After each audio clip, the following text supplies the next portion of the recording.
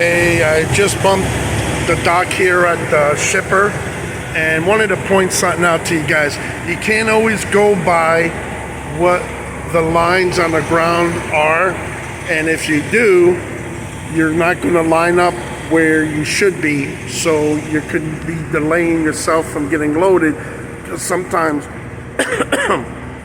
they won't pay you too much attention and go on to the next truck that's ready to get loaded, and you be up Shit's Creek. Man, I gotta look at that, man. Come on, that's it. You gotta give it to me. You gotta give it to me. We're lined up nice and straight up on there. That looked like that was on the ground already there, so don't be blaming me for the broken furniture here. And just doing a quick glance again, just check things out a little bit. They're bumping up sealed real good there, so we're good. And again, I'd like to check both sides, get a few extra steps in, and this is how you build up your metabolism, burning them calories. Man, you remember them mud flaps I did a few months back? Man, I'm still impressed with that. Nice. So I'm feeling so positive and motivated because, like I said, got a few things done on the truck. I think I'm finally gonna get my CB installed. I needed to do that a while back, and it's a really good idea because it makes it a little bit more fun to drive, a little bit more knowledge on what's going on the roads with as far as accidents, traffic jams, maybe even locations of Smokey Bears doing speeding traps. So that's a really good thing to have. So I think with the new year, I'm really trying to push some of the resolutions and just do a better job overall.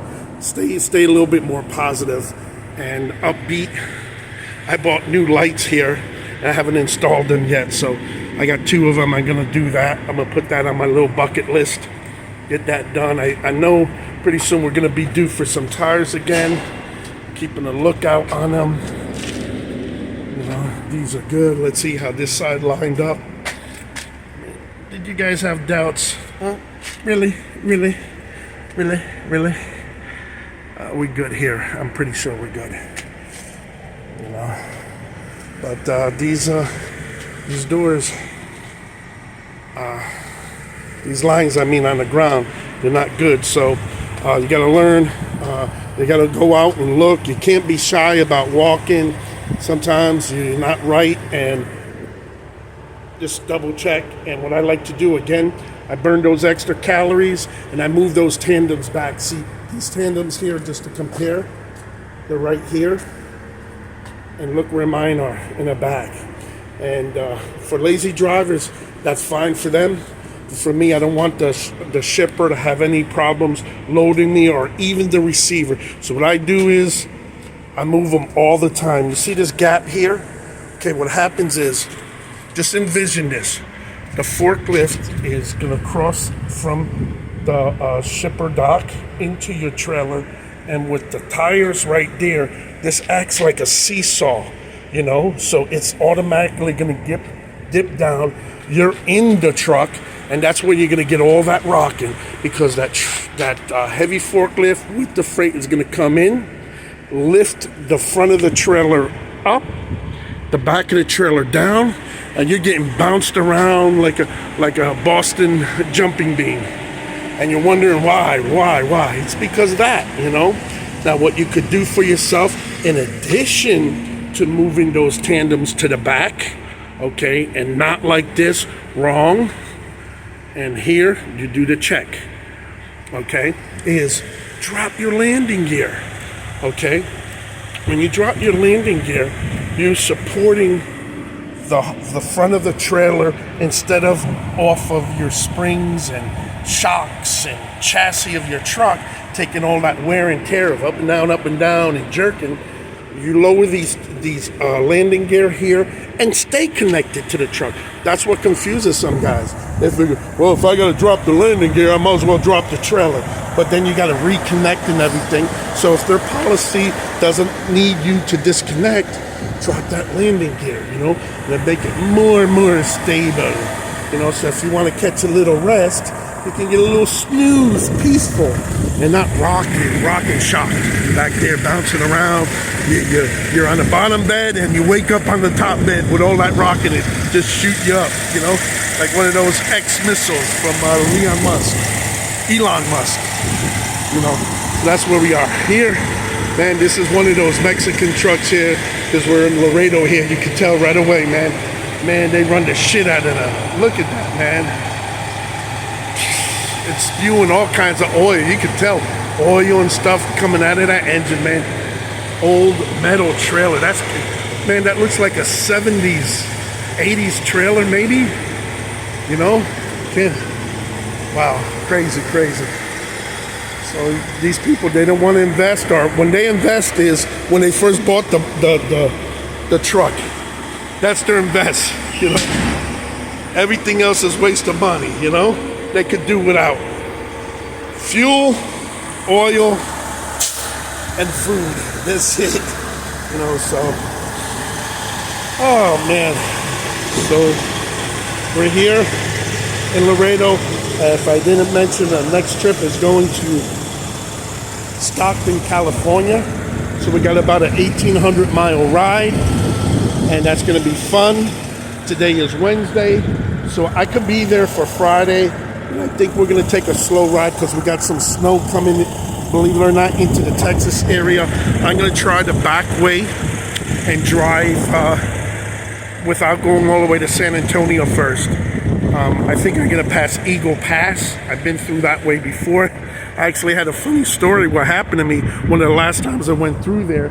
I went there late at night after I loaded up here in Laredo, and I just saw a dark silhouette across the road, and I looked like, man, I thought I saw something, but in the dark it's hard because it's dark, and I had obviously my headlights on. Something made me want to throw my high beams on, and boy, I tell you, I'm sure glad I did, because when I threw those high beams on, gosh, there was a black horse on the road. It was a single lane in each direction with no divider in the middle, and I was approaching was there a traffic light? For some reason I keep thinking it was a traffic light, but it might have been just after that. I threw the high beams on, and the horse took advantage and crawled down the embankment of the road. So he was like, hey, thanks for the high beams, buddy. And I was just so shocked. The horse knew to get out of the road. So I would imagine if it was a loose horse or wild horse, I'm going to say a loose horse. And I don't know what happened, but it could have been really, really bad. So you got to watch your speeds on these back roads, country roads, and that kind of stuff, because all kinds of shit can happen. You never know. You never expect. Wild animals across the road is not uncommon. So you want to pay attention, make sure your lights are working, they're clean, your windshield's clean, so you have good visual out your front windows. And sometimes don't be the fastest guy. Let somebody be in front of you. Let them light up the way for you so you could see what they went through, and you have that recent information in your mind and your eyes, so you could better study what the road's conditions and what obstacles or dangers might be on the road. So keep in mind, don't always be number one out the gate, unless you really know the roads and you have good lights and that kind of stuff. Sometimes you got to get away from other drivers, maybe their vehicle's smoking, or their lights are not working so well, or it's raining, or they're kicking up too much water. There's certain times you want to be in front, but most of the times, let them burn the fuel. Let them drive faster, but let them be your guide, or you use it. Don't rely 100% on them, but just use them as your guide a little bit. Anyway, it sounds like we're getting loaded up now. Let's stretch my back a little bit. And the temperature's been like in the 40s over here, and I don't know why, it just feels a lot colder. I guess the wind chill is just making it feel colder. I mean, I've been places 18 degrees, as low as, I think 5 degrees this year so far. But what happens is, you could get sick the change of weather. So I'm trying to bite the bullet a little bit, drink some hot stuff. I've been having a little acute bronchitis, so I feel it more so in the morning when I'm waking up breaking up the phlegm and getting, it's fact of life, you got that phlegm, you got to get it out, open up your bronchial tubes and that kind of stuff. So stay away from cold beverages. If you let them sit, it's okay, not as bad, but that coldness makes it worse, and at least for me. Stay away from people who smoke. If you smoke, you got a lifetime of concerns. But stay away from people that smoke. Don't smoke any of the funny cigarettes, and be careful what you take. I try not to get addicted too much of that cough syrup, NyQuil, and that kind of stuff, because you waste a lot of money on it. And if you take that money and try to eat right, sleep right, and exercise a little bit, you probably avoid all that stuff. But you always want to try to get your best sleep that you can, because that'll start your day off. So last few days, I delivered on Monday, so I had Monday night off, Tuesday, and now Tuesday night.